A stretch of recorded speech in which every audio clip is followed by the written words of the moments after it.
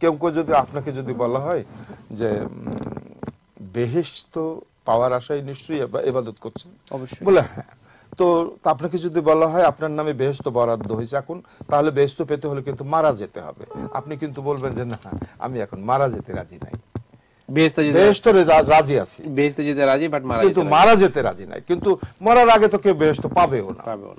আর আমরা মরার আগে একবার যারা মরেছে তারা বেহেশতের আশায় ইবাদত করে না, তার সৃষ্টিকর্তার সান্নিধ্য পাবার আশায় আমরা যেতে চাই আমাকে আমার মধ্যে যে সৃষ্টিকর্তা আছে তার কাছাকাছি।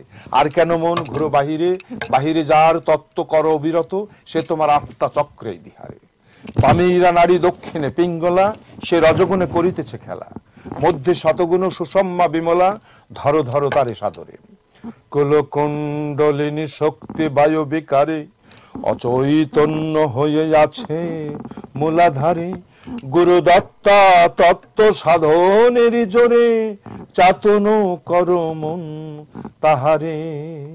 আমি তো আপনার পিছনে ছোটার জন্য আসেনি, আমার মধ্যে আমার ঈশ্বর আছেন, এবং প্রত্যেকটা দরজায়, দরজা বলছে মানে আটকোঠরি নয় দরজা, প্রত্যেকটা ইন্দ্রিয়ের দরজায় দরজায় পাহারা করছেন আমার ঈশ্বর। এবং আমরা কি তাদের খোঁজ কেউ কখনো নিয়েছি? এই খোঁজ করার কাজ হলো আমাদের, এবং আমরা সবসময় রেডি আছি।